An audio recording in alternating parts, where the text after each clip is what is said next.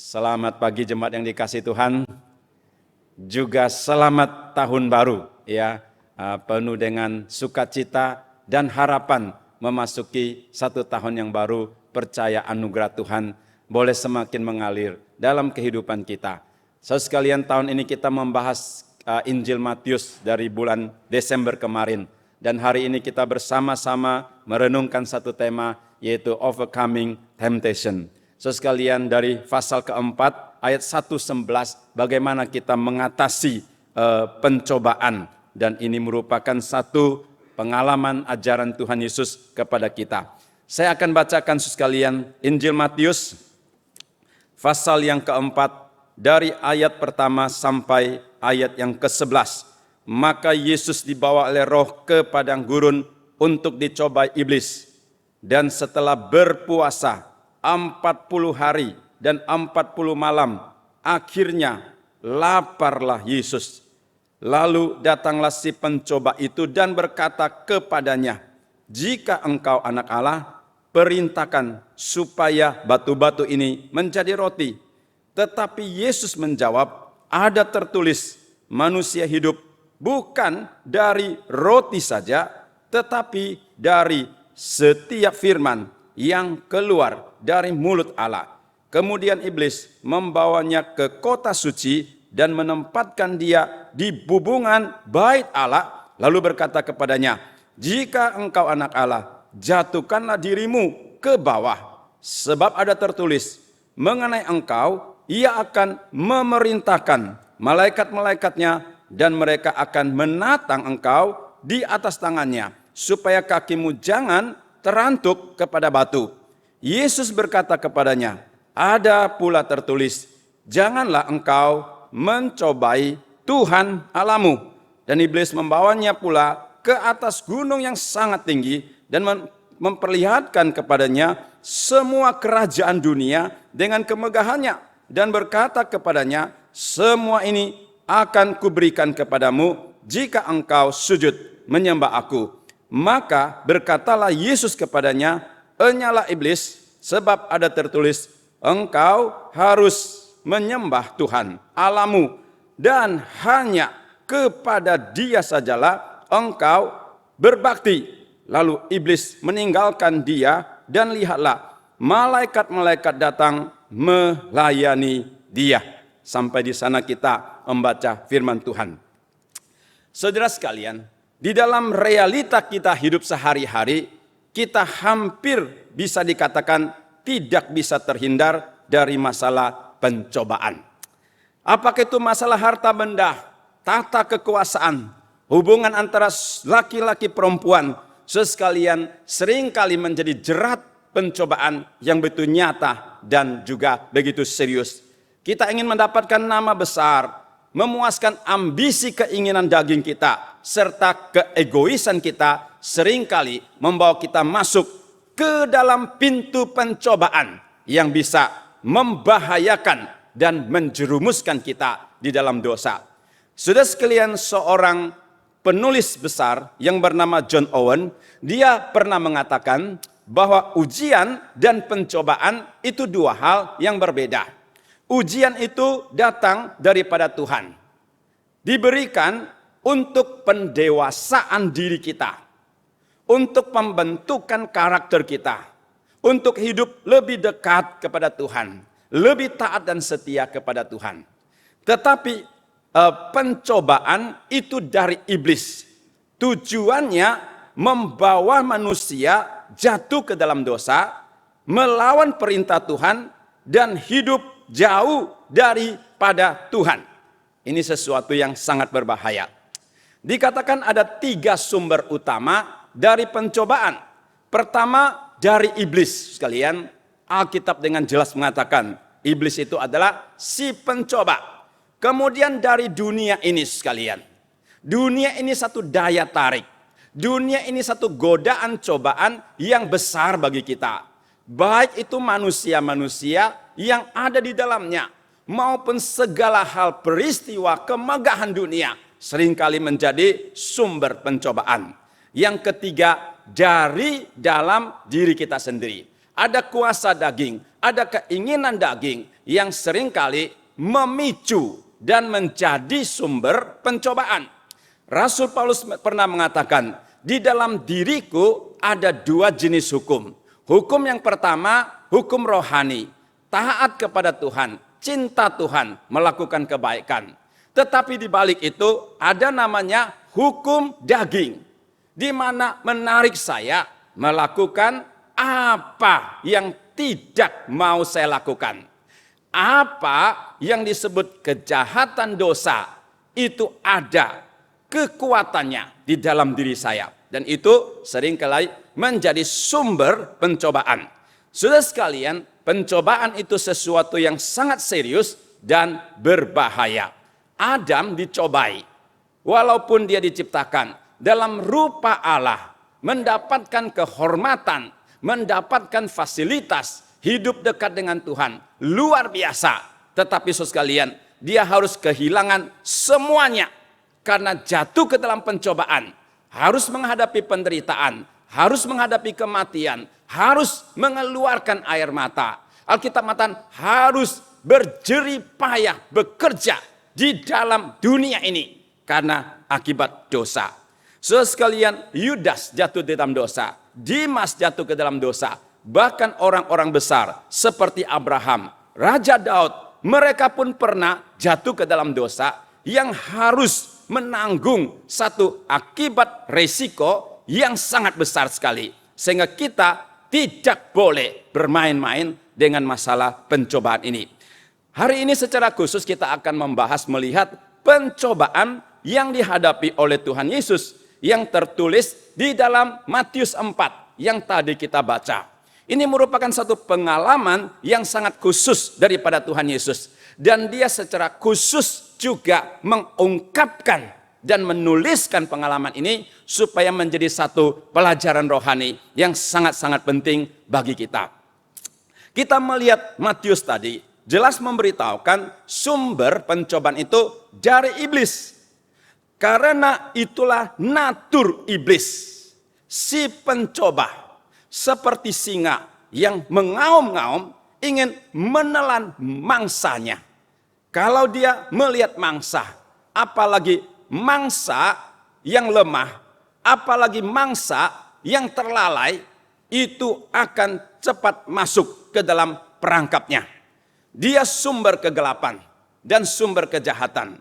Dia melawan kebenaran, menolak terang daripada Tuhan. Dia menjerumuskan manusia ke dalam dosa sepanjang sejarah manusia. Dari awal Adam Hawa di dunia, dia sudah mencoba menarik manusia jatuh ke dalam kejahatan dan dosa sampai nanti di penutup sejarah dunia Yesus datang kembali sekalian. Dia masih tetap mencoba manusia. Sekalian, inilah namanya si pencoba iblis yang sudah dijelaskan di dalam Matius pasal yang keempat tadi.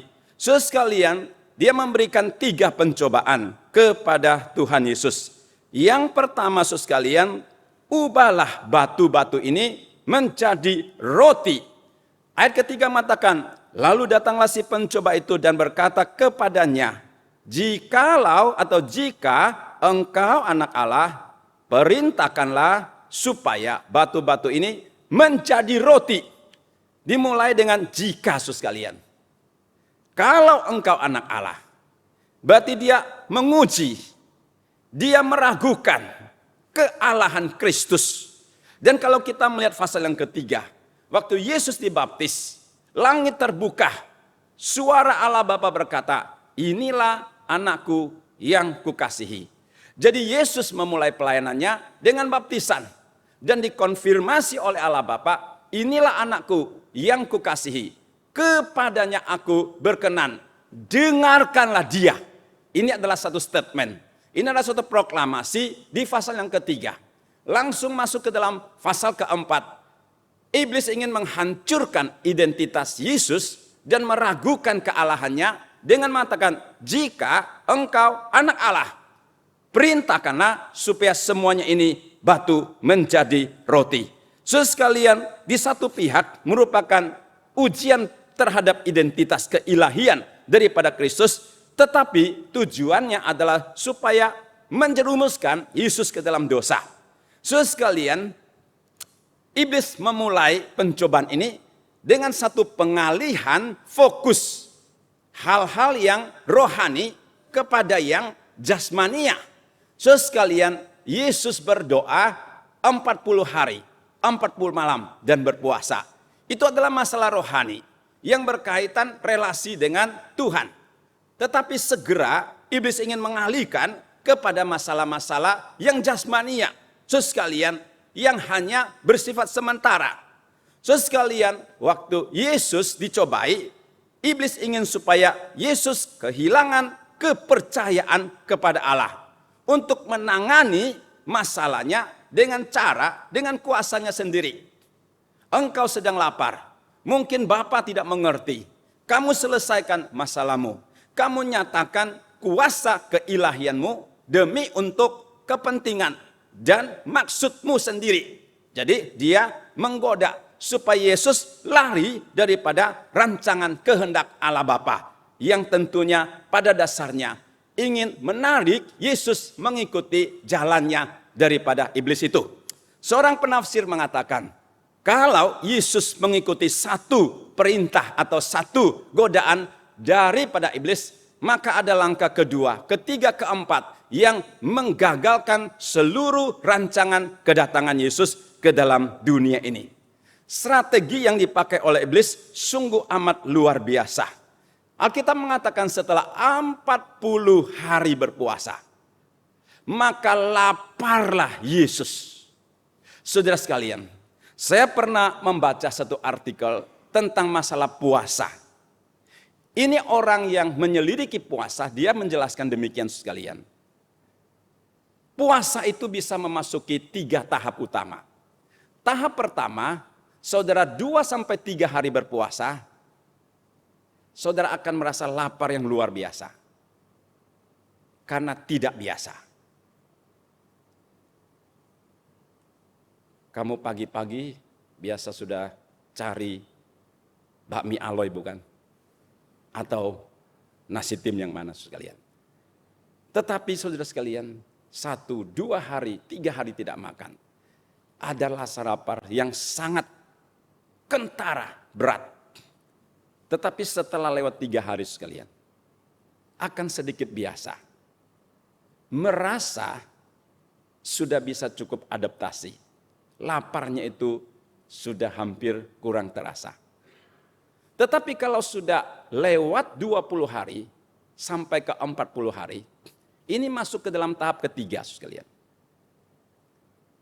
Tidak terlalu merasa lapar.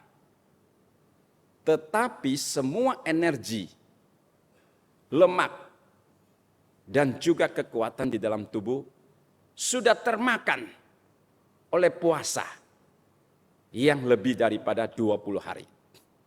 Apalagi dalam waktu puasa 40 hari, sebenarnya itu masuk ke dalam satu masa yang disebut kritis. Makanya banyak orang yang mogok puasa itu sampai mati sekalian. Karena dia memasuki masa kritis. Fisiknya sudah tidak bisa menopang hidupnya. Sehingga dia itu akan mati kelaparan namanya. Jadi waktu Yesus memasuki 40 hari puasa, itu memasuki satu masa kritis. Artinya, walaupun dia tidak terlalu merasa lapar, tetapi fisiknya sudah lemas dan bisa menuju kematian. Sekalian. Jadi secara absolut, Yesus segera membutuhkan pertolongan. Segera membutuhkan makan untuk memenuhi kebutuhan fisiknya. Di dalam satu saat yang sangat kritis ini sekalian, merupakan satu saat yang luar biasa dipakai oleh iblis untuk mencobai Yesus. Penafsir mengatakan kehebatan daripada iblis adalah melihat kelemahan manusia. Di mana titik 5 kita yang paling besar, di situ menjadi pintu masuk bagi si iblis. So sekalian, dia mencoba Yesus dan meminta dia mengubah batu itu jadi roti. Karena ini kebutuhan yang absolut di depan matanya. Yang hampir-hampir kalau orang tidak berpikir panjang itu bisa melakukannya. Tetapi Yesus menjawab, ada tertulis, manusia bukan hidup dari roti saja, tetapi dari setiap firman yang keluar dari mulut Allah. Jadi Yesus menghadapi godaan cobaan daripada iblis itu dengan firman Tuhan yang mengatakan bahwa hidup kita tidak hanya tergantung kepada roti, tapi kepada firman yang keluar dari mulut Allah. Yesus mau menegaskan bahwa firman Allah itu adalah pedang rohani seperti Efesus 6:17 untuk menangkal serangan iblis, menjadi senjata ampuh di dalam peperangan rohani yang luar biasa. Di dalam satu pencobaan yang besar ini, Yesus tidak memakai hikmat filsafat manusia, tetapi memakai pedang roh, yaitu firman Tuhan, untuk menangkal serangan daripada si iblis.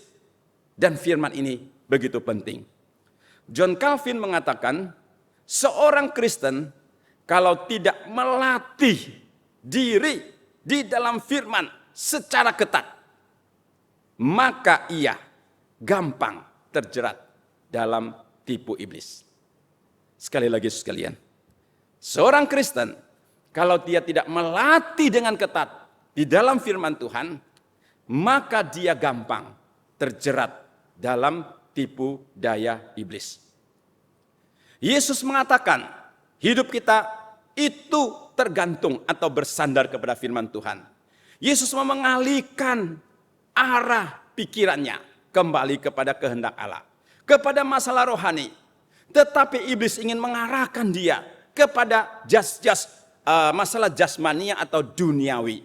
Merupakan satu peperangan, mau hidup mengikuti Tuhan dan kehendaknya, atau mengikuti daging dan keinginannya. Ini namanya satu peperangan rohani yang luar biasa. Sekalian, Yesus ingin menyatakan bahwa dia lebih percaya kepada Allah dan firman-Nya daripada mengikuti kehendak dan kemauan daripada iblis. Sehingga dia menjawab, manusia bukan hidup dari roti. Manusia bukan hidup dari godaan dan cobaan iblis, tetapi dari firman Tuhan. Maksud Tuhan Yesus bukan manusia tidak perlu makan dan roti. Tetapi yang mau ditekankan oleh Yesus, bahwa hal yang betul-betul dapat memenuhi kebutuhan hidup manusia, baik secara fisikal jasmani, maupun secara rohani, itu adalah firman Tuhan. Semua orang percaya harus membangun kehidupan dan kerohanian di dalam firman Tuhan, baru dia bisa menjadi orang Kristen yang sehat, kuat, dan berbuah banyak. Yang mau Tuhan tekankan, prioritas utama melakukan kehendak Allah, taat kepada firman-Nya, dan lebih daripada itu sungguh-sungguh mencintai Tuhan. Itu lebih penting daripada makanan dan hal-hal dunia material yang lain. Sekalipun kemauan kita itu bisa membawa kita kepada kematian, tetapi kalau kehendak Allah itu masih lebih utama daripada segalanya. Sehingga kita itu melihat firman lebih besar, utama dari yang lain. Yang kedua, saudara sekalian, jatuhkanlah dirimu ke bawah. Kemudian iblis membawanya ke kota suci, yaitu Yerusalem. Menempatkan dia di bubungan, tempat yang paling tinggi dari Bait Allah. Dan berkata kepadanya, jika engkau anak Allah, jatuhkanlah dirimu ke bawah. Sebab ada tertulis mengenai engkau, ia akan memerintahkan malaikat-malaikatnya dan mereka akan menatang engkau di atas tangannya, supaya kakimu jangan terantuk kepada batu. Yesus berkata kepadanya, ada pula tertulis, janganlah engkau mencobai Tuhan Allahmu. Jadi si iblis ini juga memahami, bahkan menghafal, menguasai firman, dan memakai firman ini sekalian untuk menggoda dan menjatuhkan Yesus. Kalau di dalam pencobaan pertama, Yesus dapat menangkal pencobaan iblis dengan firman. Maka pencobaan yang kedua, iblis memakai firman untuk menjatuhkan akan Yesus, Sang Juru Selamat ini. Jadi ini adalah satu kehebatan daripada sang iblis yang mengerti dan bisa memakai firman. Seandainya kita kurang mengerti firman daripada si iblis, maka kita akan gampang terjatuh ke dalam dosa dan ke dalam maksud pribadi daripada si iblis ini. Sekalian, itulah sebabnya bagian Alkitab ini mengajarkan kita tidak putus-putusnya memahami, mendalami, dan menjalankan firman Tuhan. Sekalian, kalau kita melihat iblis bisa memakai Alkitab untuk suatu maksud tertentu dengan penafsirannya sendiri, maka kita harus berhati-hati juga kepada siapapun juga yang menasihati kita dengan firman Tuhan. Sekalian, pada waktu seseorang itu memberikan nasihat kita dengan firman Tuhan, kita harus melihat orang yang berbicara itu apakah merupakan penasehat yang membangun atau dia seorang pencoba yang akan merusakkan hidup kita. Apakah itu orang mengucapkan firman dengan agenda terselubung di dalam hatinya atau dengan kasih yang tulus. Orang itu kalau menyampaikan firman, menasihati kita, apakah itu memberikan kekuatan dan kasih atau sebaliknya membenci, menjatuhkan kita. Sekarang kalau ada seseorang yang menasihati kita dengan firman, hendaklah kita juga melihat apakah hidupnya itu menghasilkan buah-buah Roh Kudus, yaitu kasih, sukacita. Adakah damai sejahtera? Adakah kesabaran di dalam hidup orang itu? Adakah kemurahan dia mempeduli, membantu orang lain? Kebaikan, kesetiaan, kelemah lembutan, dan penguasaan diri di dalam segala situasi sekalian. Sehingga orang itu nyata lihat seorang rohani, manusia rohani yang punya kompeten, yang punya kelayakan menyampaikan itu firman Tuhan.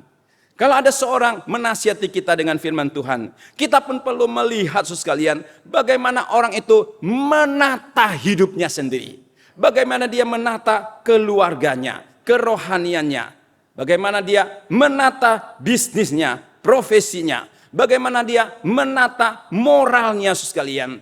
Kalau semua itu tidak beres, tetapi dia mau menasihati orang dengan kebenaran sekalian, itu berarti dia sebenarnya tidak layak. Sekalian, kita harus hati-hati karena iblis bisa memakai firman untuk menjatuhkan hidup manusia. Dan kita harus memahami firman untuk bisa menjawab setiap pergumulan hidup ini. Yesus menjawab sang iblis. Dan Yesus juga memakai ayat Alkitab yang lain. Ulangan 6:16. Untuk menjawab ayat Alkitab yang diucapkan oleh sang iblis. Jadi ini namanya menjelaskan Alkitab dengan Alkitab. Menjawab Alkitab dengan Alkitab. Pada waktu Yesus bisa menjawab Alkitab dengan Alkitab lain, itu artinya Yesus menguasai Alkitab. Betul enggak? Kalau kita tidak tahu jalan ke Pantai Indah Kapuk, kita tidak bisa menjelaskan keluar tol itu dari mana. Jangan kita bilang keluar tol dari Bogor, itu pasti salah sekalian. Kalau kita jelas Pantai Indah Kapuk itu di mana, maka kita bisa kasih tahu petunjuk keluar tol pertama, exit ya, yang mau ke bandara. Artinya kita mengerti. Yesus bisa menjawab tipu daya yang terselubung dari iblis yang memakai firman. Dengan kebenaran firman untuk menjelaskan dan menjawabnya. Artinya sekalian, Yesus mengerti firman dan dasar-dasar kepercayaan Kristen. Saudara kalau tidak mempunyai kemampuan firman dan rohani yang demikian, itu kita akan menjadi buta rohani yang gampang disesatkan oleh pencoba. Seorang penafsir mengatakan, si iblis itu master of timing. Si iblis itu master daripada kesempatan dan waktu. Dia tidak memberikan kita banyak kesempatan di dalam menjawab tipu dayanya yang memakai firman, sehingga kita harus siap sedia memberikan jawab seperti yang dialami oleh Yesus. Dan Yesus mengatakan, iblis, engkau mengutip firman Tuhan, tetapi engkau salah mengaplikasikan. Waktu itu orang Israel mengeluh, dan kemudian mereka menyangkal akan kehadiran dan kuasa Tuhan. Sehingga sekalian dikatakan orang Israel itu mereka mencobai Tuhan. Saudara sekalian, Tuhan Yesus mengambil akan latar belakang ini untuk menjawab daripada sang iblis. Jangan engkau mencobai Tuhan Allahmu. Artinya saudara sekalian, jangan mencobai Tuhan. Jangan mendahului kuasa Tuhan dengan maksud kita sendiri. Seperti satu mobil. Jangan kita menjadi pengemudi untuk meminta Allah mengikuti kemauan kita. Itu dimaksud dengan mencobai Tuhan. Dengan mendahulukan kemauan kita supaya Tuhan mengikutinya. Nah, jawaban ini. Saudara sekalian, mencobai Tuhan itu juga bisa punya arti saudara sekalian. Kita minta bukti dari Tuhan, kita baru percaya. Bukan kita beriman dan mengikuti Tuhan, tetapi kita minta bukti daripada Tuhan. Supaya Tuhan nyatakan kuasanya, kita baru percaya. Saudara sekalian, itu namanya mencobai Tuhan. Jadi pada waktu iblis menyuruh Tuhan Yesus lompat dari atas bubungan Allah atau tempat tinggi atau atap daripada bait Allah itu dengan satu maksud, saya melompat, Allah pasti akan menopang. Saudara, ini belum tentu maksud daripada Allah. Kalau itu bukan maksud Allah, itu mungkin maksud kita untuk menguji firman atau untuk mencobai Tuhan. Benar enggak Tuhan itu sanggup menggenapkan janjinya? Saudara sekalian, itulah maksud dibalik daripada pencobaan itu. Saudara sekalian, penafsir mengatakan demikian. Jangan kita membuat masalah kesulitan yang besar dan minta Tuhan selesaikan untuk menguji kuasa Tuhan. Ini salah sekalian. Kalau di dalam hidup kita ada pergumulan seperti murid menghadapi angin taufan, atau seperti Musa menghadapi musuh yang mengejar dari belakang, mereka minta Tuhan tolong, dan Tuhan tolong dengan kuasa ajaib. Karena memang Tuhan besar kuasanya, lebih daripada masalah. Tetapi jangan kita ciptakan masalah, minta Tuhan selesaikan. Namanya ini mencobai akan Tuhan. Saudara sekalian, itulah yang diperingatkan oleh Yesus kepada sang iblis. Dan yang ketiga, saudara sekalian, iblis berkata, sujudlah menyembah aku. Dan iblis membawa Yesus ke atas gunung yang sangat tinggi dan memperlihatkan kepadanya semua kerajaan dunia dan kemegahannya. Saudara, kalau pernah naik Monas saudara sekalian, di paling tinggi saudara sekalian, maka kita bisa melihat satu kota Jakarta. Betapa besar, indahnya kota Jakarta, juga betapa crowdednya dan polusinya kota Jakarta saudara sekalian. Untuk memahami ayat ini saudara sekalian, kita bayangkan Yesus seperti naik ke atas Monas, melihat seluruh kota Jakarta, melihat seluruh kekayaan keindahan kota Jakarta. Dan iblis mengatakan, semuanya ini akan kuberikan kepadamu, dan engkau sujud menyembah aku. Dan Yesus berkata, enyalah engkau iblis, sebab ada tertulis, engkau harus menyembah Tuhan Allahmu, dan hanya kepada Dia sajalah engkau beribadah. Iblis memberikan satu janji dan tawaran. Dan sebenarnya tawaran ini adalah satu penipuan, adalah satu janji yang palsu. Apakah iblis memiliki dunia ini? Apakah iblis menjadi penguasa, owner daripada dunia ini? Di dalam beberapa ayat Alkitab, Yohanes 12 ayat 31, 14 ayat 30, dan juga Efesus pasal 2 ayat yang kedua, dikatakan iblis itu penguasa dunia. Di dalam arti bukan menjadi pemilik dunia ini. Iblis mempunyai kekuatan yang lebih besar daripada manusia secara natural. Iya, harus diakui. Tetapi kuasa kekuatan iblis ada di bawah kontrol daripada Tuhan. Di bawah seizin daripada Tuhan. Dia bukan superpower. Dia bukan pemilik segala-galanya. Tetapi dia diberikan batasan di dalam otoritas kuasa Tuhan. Yang satu hari akan ditarik dan akan dikembalikan kepada Tuhan.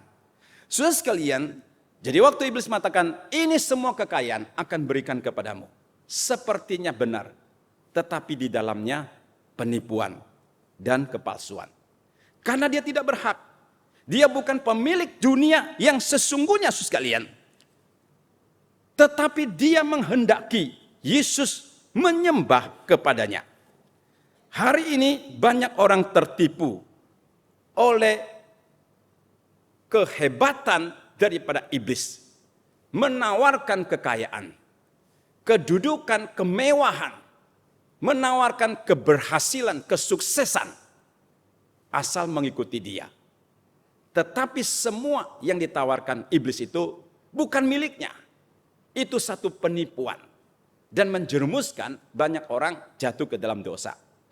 Itu yang Yesus harus katakan, bahwa semua yang dilakukan iblis itu adalah satu penipuan yang tidak sesungguhnya. Yesus memahami seluruh kebenaran ini, bahwa ini bukan miliknya iblis yang bisa diberikan. Dan itu juga bukan tujuan kedatangan Yesus mendapatkan dunia dan segala kekayaannya. Tujuan daripada pencobaan ketiga itu supaya Yesus mendapatkan mahkota tanpa salib. Ada satu arti yang terimplisit. You bisa mendapatkan semua kekayaan dunia, kemegahan tujuan hidupnya tanpa harus menderita salib. Tanpa harus dianiaya, diludahi. Engkau bisa mendapatkannya. Engkau bisa mendapatkan tujuanmu dengan segala cara. Dengan segala penipuan. Yang penting maksud tujuannya itu tersampai. Dan engkau boleh melanggar perintah Tuhan. Asal engkau mencapai tujuan. Itulah maksud daripada iblis. Yang seringkali juga menjadi realita hidup kita di dalam dunia ini. Kadang banyak orang, iblis menawarkan jalan singkat dan pintas yang bisa seolah menuju keberhasilan. Tetapi di belakangnya ada jerat yang bisa mematikannya. Itulah yang harus kita perhatikan. Ada tawaran yang indah daripada iblis kepada Yesus. Tetapi di baliknya, saudara sekalian, ingin menjerumuskan Yesus mengikuti dia, menyembahnya. Sehingga Yesus dengan sangat keras mengatakan, "Enyalah, pergilah iblis." Yesus mengusir iblis. Artinya dia punya kuasa yang lebih besar.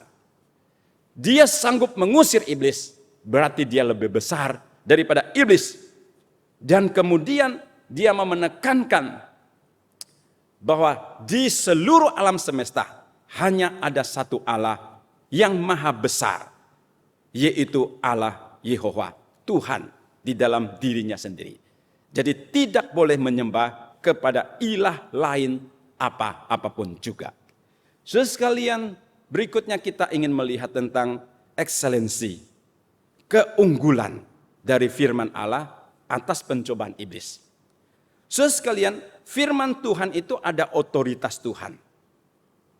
Dan pencobaan iblis itu berdasarkan otoritas daripada iblis. Kuasa Tuhan adalah maha besar. dapat mengalahkan semua kuasa di dunia, di akhirat, dan memberikan damai sejahtera, ketenangan di dalam hati. Itu adalah kuasa pemeliharaan Tuhan. Kuasa iblis terbatas, bisa menjerat manusia dalam dosa dan keinginannya. Firman Tuhan itu kebenaran, tetapi pencobaan dari iblis itu adalah penipuan. Kebenaran selalu memberikan kemerdekaan, kedamaian, membentuk karakter manusia supaya hidup sehat, dewasa, dan kudus. Tetapi pencobaan iblis adalah satu kepalsuan penipuan yang menjerumuskan manusia ke dalam kerusakan moral dan juga kerusakan hidup. Firman Tuhan itu terang, tetapi pencobaan iblis itu adalah gelap. Terang menyatakan sesuatu itu transparan, dapat diuji, dapat dilihat, ada tujuan, kepastiannya.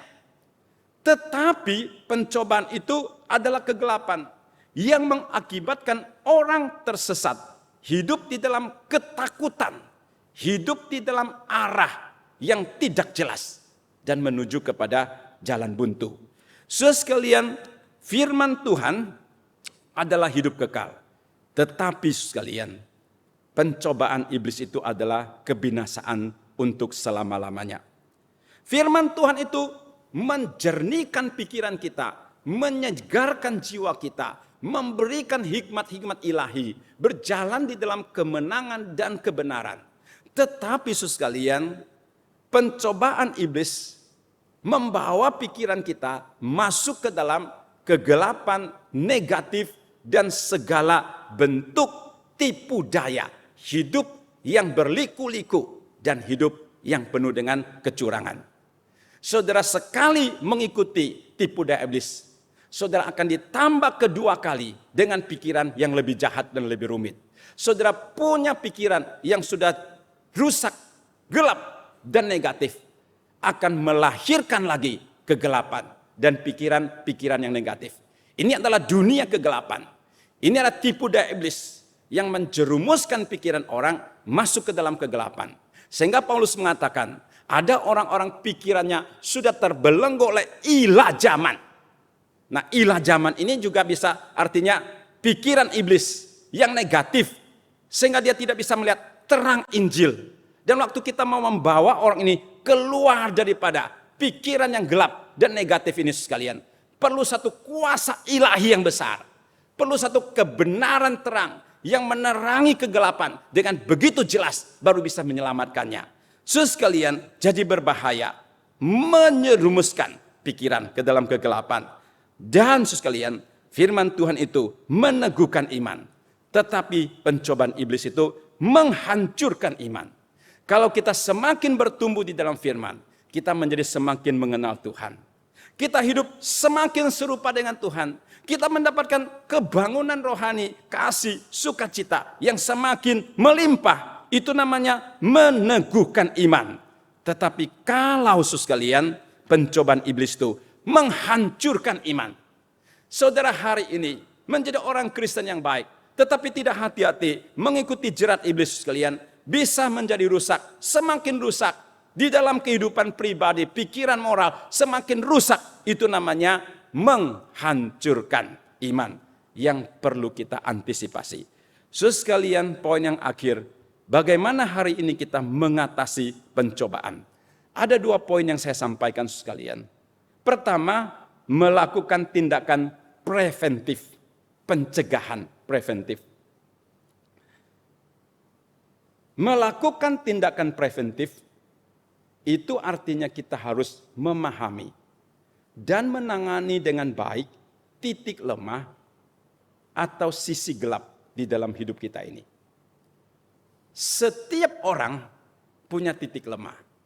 Setiap orang punya sisi gelap.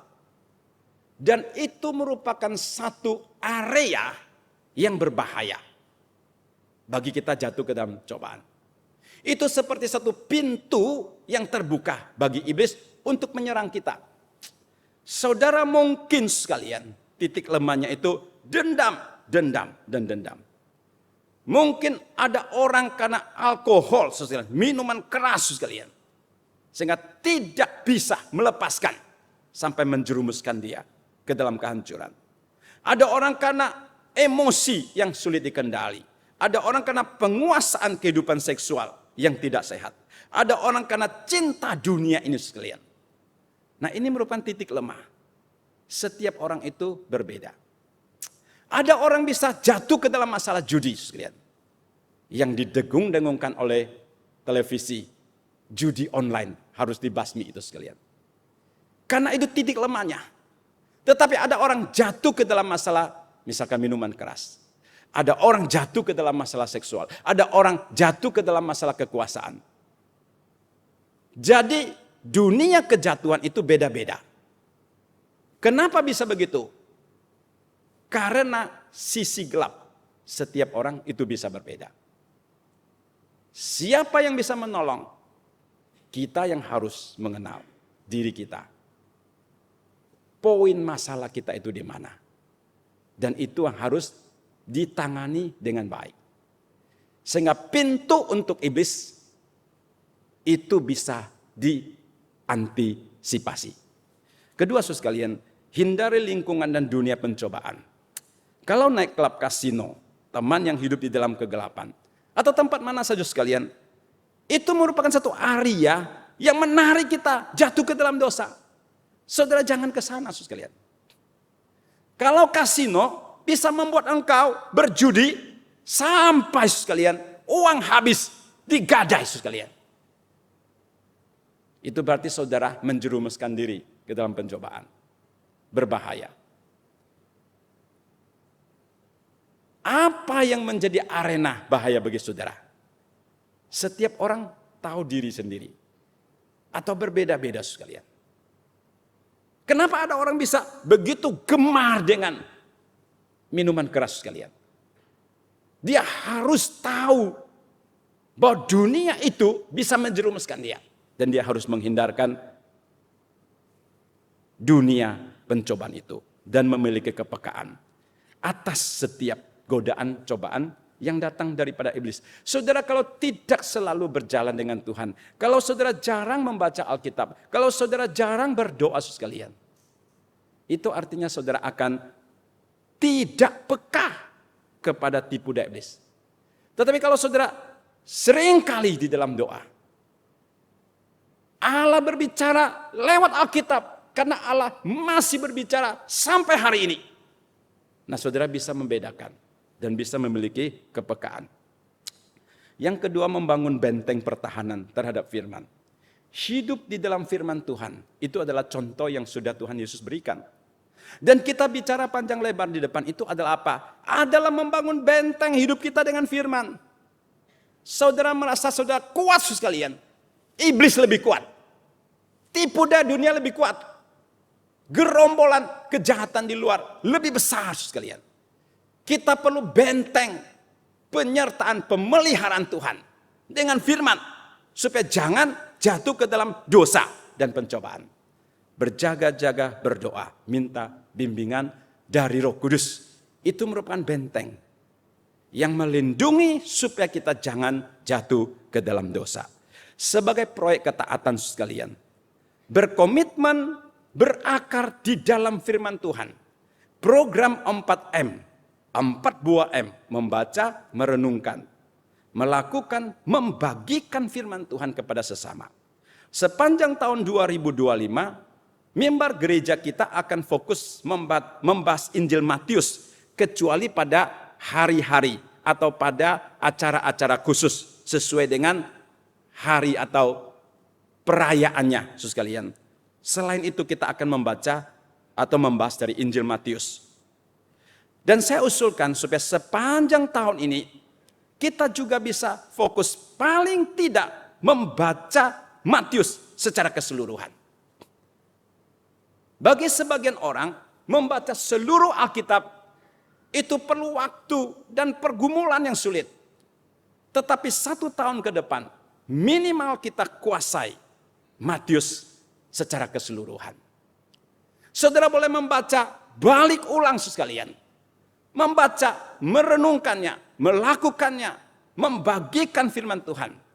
Menjadi lifestyle, menjadi satu model hidup yang menjadikan kita bisa seperti Yesus.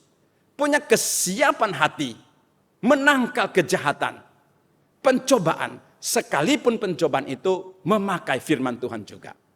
Bukankah banyak ajaran sesat yang membacakan Alkitab dengan tujuan dan tafsiran yang berbeda? Saudara kalau tidak mengerti sekalian, saudara hanya mengerti dia baca Alkitab, mengikutinya sekalian, maka kita tersesat. Nah karena ini kita tidak terlatih sekalian. Pada waktu kita memelatih diri di dalam firman, maka firman itu akan menopang kita. Bijaksana Allah dari firman akan memampukan kita menjadi dewasa. Jangan kita mengabaikan, jangan kita menganggap remeh pengajaran firman Tuhan. Pada waktu kita anggap remeh sekalian, itu adalah titik kejatuhan manusia ke dalam dosa.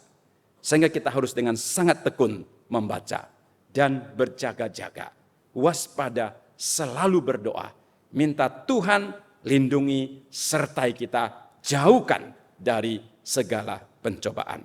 Mari kita masuk di dalam doa.